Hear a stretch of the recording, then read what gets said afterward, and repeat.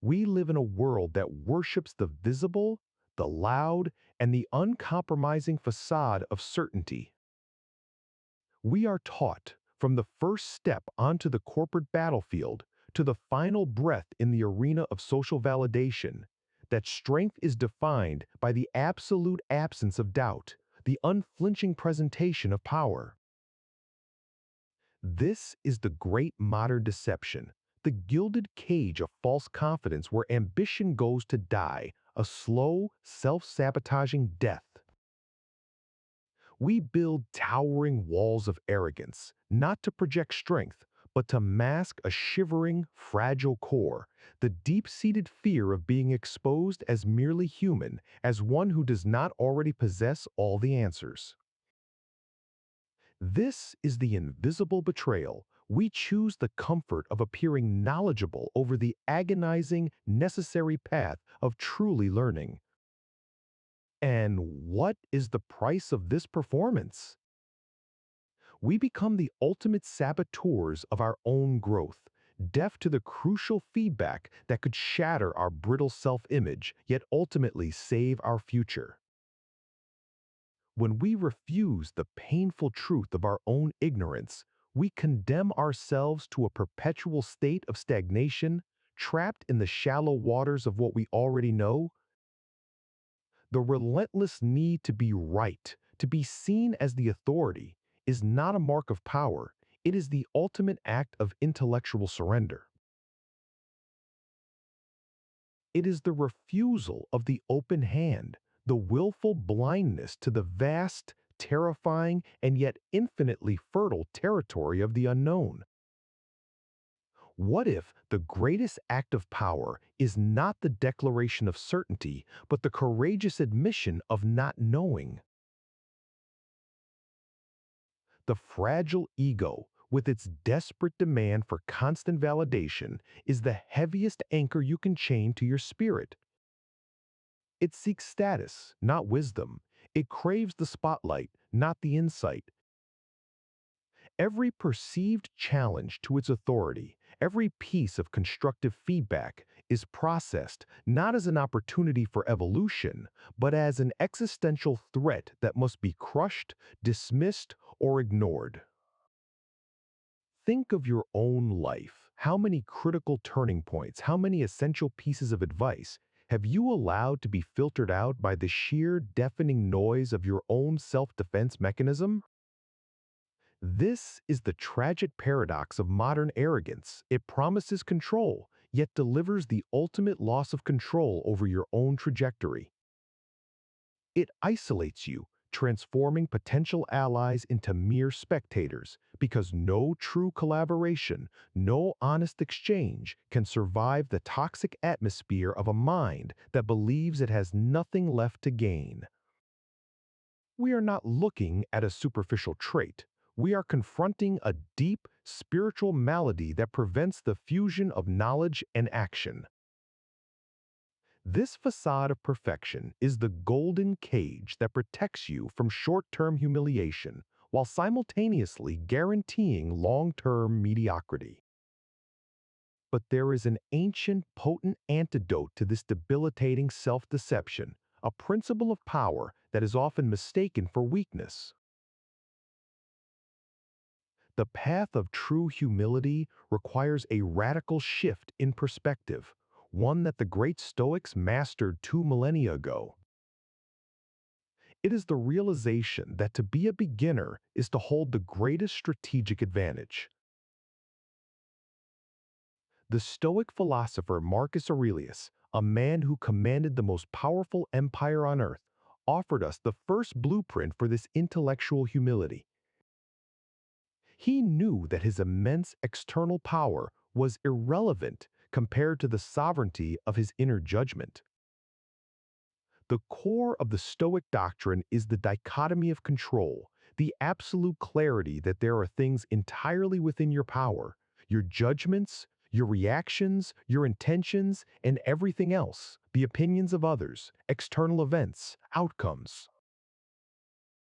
Arrogance is the fundamental violation of this principle. It is the delusion of universal control, the belief that your inner perfection should dictate the outer world's reality. But Stoic humility is not self-abasement. It is a strategic clarity.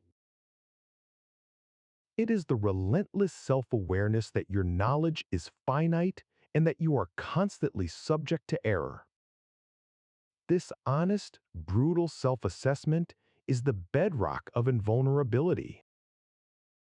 When you accept that you can be wrong, that you will be wrong, you strip the outside world of its most potent weapon, the power to surprise and shame you. The truly humble Stoic is constantly seeking information that contradicts his current position, not to feel worse about himself, but to fortify the fortress of his mind. True strength, therefore, is not the rigid defense of a fragile certainty, but the fluid, open pursuit of truth wherever it may lead. What does it cost you to admit right now that you don't know the most important thing you need to know? When we truly embrace the dichotomy of control, we see humility not as a moral requirement, but as a pragmatic tool for survival. The arrogant person commits the strategic error of tying their self-worth to the unpredictable outcome. They suffer not from the external failure, but from the internal devastation of their self-image being contradicted. The Stoic, armed with humility, separates the two. I can control my effort, my preparation, and my intent, but the market's reception, the competitor's move, or the external crisis are simply data points to observe, not verdicts on my character. Epictetus taught that the person who believes they need no instruction can never receive any. They are full of the poison of assumed expertise. Humility is the vessel that allows you to absorb instruction, to integrate lessons, and to learn from everyone, from the seasoned master to the fresh intern. The moment you declare, I know this, you have effectively placed a self-imposed ceiling on your potential. The truly successful individual understands that their current success is merely the starting line for the next level of ignorance that must be conquered.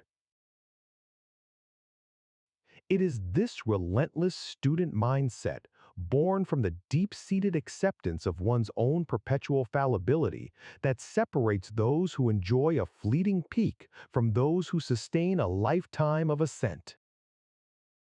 This is the first layer of power, the invisibility of intellectual ego that allows you to move unburdened by the need to impress. To further illuminate this paradox, we turn to the ancient wisdom of the East, specifically the philosophy of Laozi and the Tao Te Ching. Here, humility transforms from a strategic mindset into a metaphysical principle of force. The Taoists speak of the soft power, the strength of the water, the valley, and the uncarved block. Water, though the softest and most yielding of elements, can, over time, wear down the hardest rock. It succeeds precisely because it does not resist. This is the Taoist perspective on humility. It is not about being weak, but about being adaptable, formless, and effortlessly pervasive. The arrogant mind is like the hard, rigid oak, easily snapped in the storm of chaos. The humble mind is the yielding reed, which bends and survives the gale, absorbing the force and returning to form. When you are empty of the need for credit and filled with the sole intention of outcome, you become a force that is difficult to oppose because you offer no rigid point of attack. The greatest general is the one the enemy does not fear because he is operating from a place of profound stillness and strategic invisibility. Your external achievements must be driven by an internal emptiness of ego. the realization that the outcome is more important than the personal glory. What rigid, unbending structure in your life is waiting to be shattered by the next inevitable shift of fortune?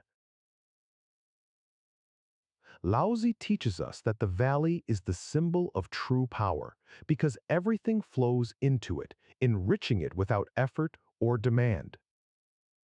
The mountain, high and proud, is constantly eroded, a visible target for the forces of nature. The valley, low and unassuming, is the ultimate collector of resources and strength. Similarly, the truly humble leader does not need to constantly advertise their wisdom. They become the gravity well into which talent, knowledge, and trust naturally flow. People naturally open up to the person who is genuinely listening, not the one who is impatiently waiting for their turn to speak and dominate. The softness of humility is the ultimate social lubricant, dissolving the tension and defensiveness that arrogance instantly creates. This is the Tao of influence. You lead not by demanding compliance, but by creating a space of unthreatening receptivity. When your ambition is clothed in modesty, it is perceived as service. When it is draped in arrogance, it is seen as threat. This principle applies to all relationships, be it in the boardroom, the home, or the political arena. To be receptive is to be a sponge, constantly growing in density and capability. To be rigid is to be a shield, deflecting every crucial piece of data you need to survive. The ultimate act of self-mastery is to be powerfully present without the desperate need to be recognized for that power. We now arrive at the synthesis of this ancient wisdom, the application of both Stoic self-clarity and Taoist strategic yielding. The paradox is clear. True humility is the highest form of strategic confidence. It is the confidence to declare, I am imperfect, I am still learning, and I am willing to be wrong in public. This is not self-pity. This is the radical ownership of reality. The humility advantage begins with the simple truth. The person who knows they have nothing to prove has everything to gain. When you release the emotional burden of protecting a fragile self-image, all your energy is freed for the pursuit of the objective truth. You stop wasting cognitive power on constructing narratives of false success and begin allocating that resource to genuine problem solving. This is the core skill of accelerated learning, the capacity to internalize failure without internalizing shame. The arrogant mind sees failure as a personal verdict. The humble mind sees it as clean, actionable data on a flawed process. This is the ultimate self-liberation, because the only thing holding you back is the terrifying, invisible chain of your own vanity. The next time you find yourself resisting criticism, ask yourself, am I defending my process, or am I desperately defending a version of myself that does not exist? The most potent practical application of humility is the art of true listening. The arrogant person's listening is merely a performance, an impatient pause before they deliver their prefabricated counter-argument, their superior anecdote, or their pre-written solution. This is why they are poor leaders and terrible friends. They exist only to project, never to absorb. True humility, however, enables a profound state of receptivity, a silent acknowledgement that the person speaking might possess a piece of the puzzle you desperately need. This requires a temporary but absolute suspension of your own ego-driven need to interject or correct. It means listening to understand, not to reply. This act of deference is not weakness. It is a supreme intelligence display that disarms the speaker and unlocks genuine connection and information flow. The successful philosopher, entrepreneur, or artist understands that the world is a relentless, sprawling library, and the humble ear is the only way to read it. You must cultivate the profound silence within yourself that allows the essential truth, no matter how harsh or contradictory, to find a home. This is the internal architecture of wisdom, the capacity to allow external information to reshape your internal map of reality without provoking an emotional war. The final, and perhaps most difficult, step in mastering this power is to engage in the audit of your own ignorance. This is a ruthless, scheduled exercise in self-confrontation. List the things you are most certain about, your core beliefs, your professional competence, your moral foundations. Then, deliberately seek out the most intelligent, well-articulated opposition to each of those certainties. Do not seek arguments to refute. Seek arguments to deeply understand and internalize. The goal is not to change your mind, but to prove that your certainty is robust enough to survive the most potent counterattack. The arrogant mind fears this confrontation and avoids it like the plague. The humble, sovereign mind craves the friction, knowing that pressure reveals the true structural integrity of a belief. This systematic deconstruction of your own knowledge base is the voluntary hardship that forges true, resilient confidence. It transforms you from a fragile statue of assumed knowledge into a dynamic system that is constantly self-correcting and improving. The philosopher knows that the journey to wisdom is not about collecting truths, but about ruthlessly eliminating falsehoods, and only true humility can grant you the permission to begin that essential, painful excavation. The final question is not if you are humble, but when you choose to perform the next act of humility. Will you choose the brittle comfort of false certainty today, or the terrifying, liberating path of radical receptivity? The world will constantly reward the loud performance of arrogance, but it will only elevate and sustain the quiet, deep strength of genuine self-knowledge. Remember, the person who is truly great does not need to announce their greatness. Their work, their listening, and their silent, unyielding learning process speak for them. This is the sovereign vow to commit to the ongoing, painful process of being a perpetual beginner, knowing that the moment you believe you have arrived is the precise moment your true decline begins. Do not let your ego become the tombstone of your ambition. It is an act of profound self-love to choose the path of maximum growth over the illusion of maximum status. The true master is the one who understands how much he still has to learn.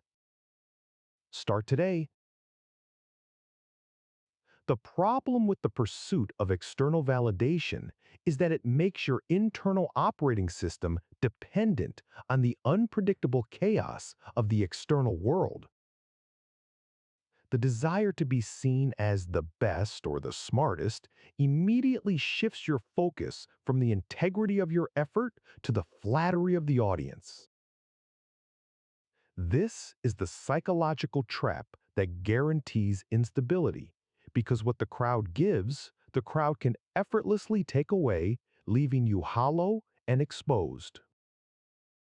Arrogance is a shield made of glass. It shatters at the first impact of honest critique. True humility builds a foundation of internal, non-negotiable value based on character, honest effort, and the pursuit of mastery, not applause. When your value is internal, the external world's opinions are simply noise, data, or fleeting decoration. They cease to be the judge and jury of your worth.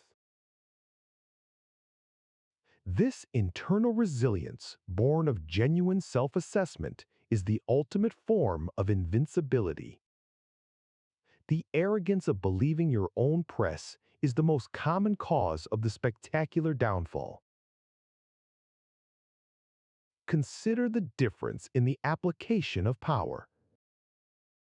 The arrogant uses their position to silence dissent and cement their current understanding, transforming their environment into an echo chamber where their flaws cannot be detected. The humble leader uses their position to magnify the voices of others, to attract those who are smarter and more critical, and to create an environment of psychological safety where the necessary truth can be spoken without fear of reprisal.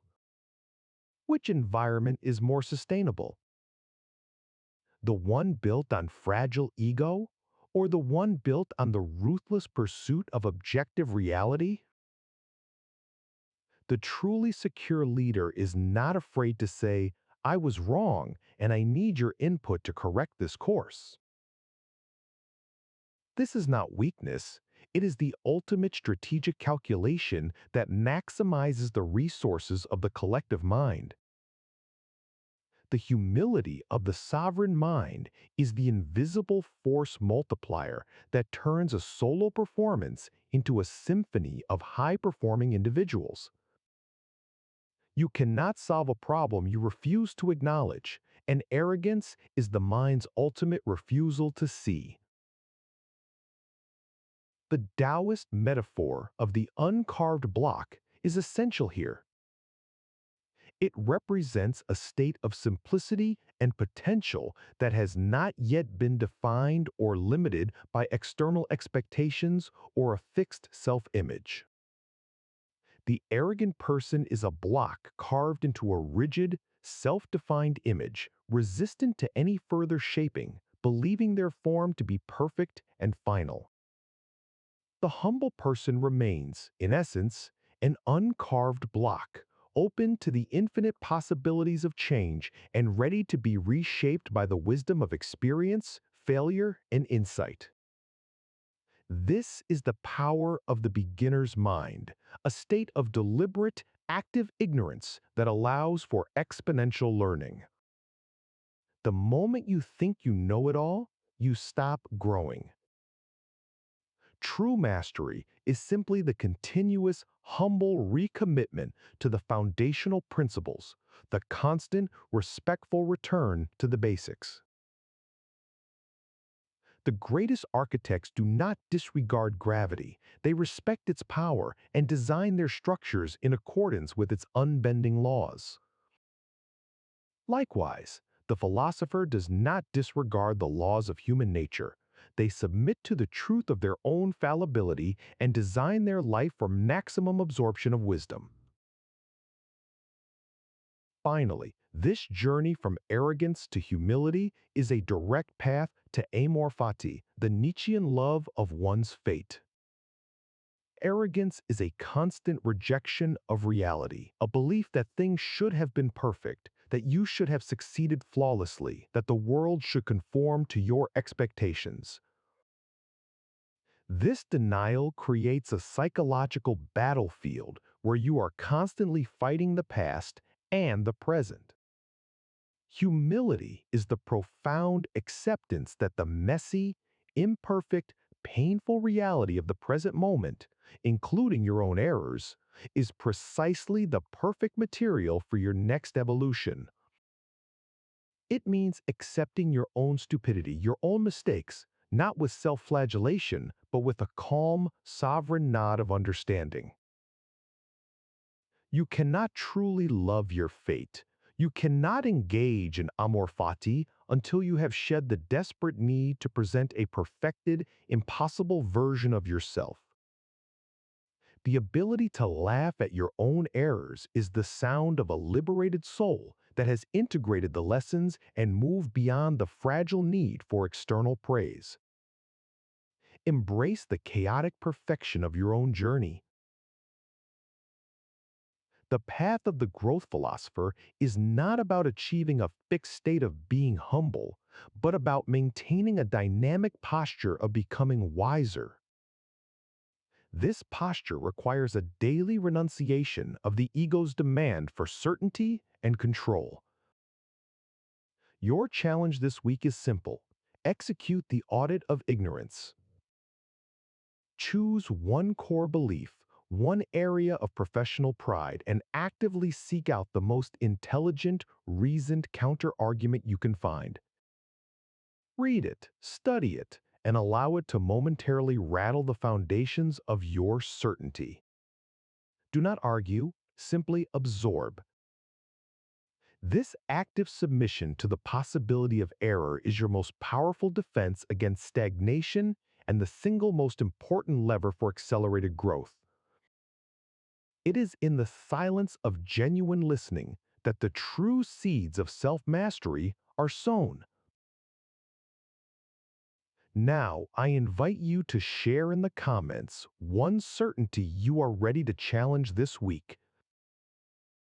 Let the community be a reflection of our collective willingness to shed the burdens of certainty. This is our shared journey, the commitment to the terrifying yet infinitely rewarding path of becoming. Your growth continues now. Now is the moment for action, not further contemplation.